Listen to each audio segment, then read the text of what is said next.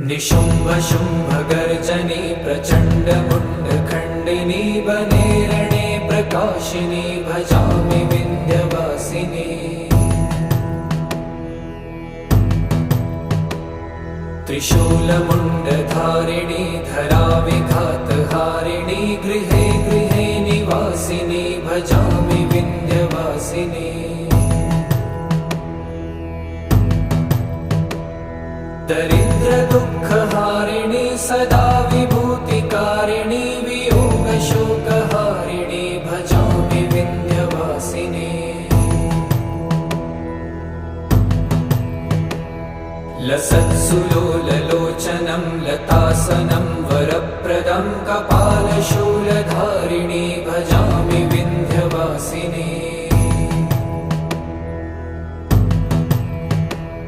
कराब्जदान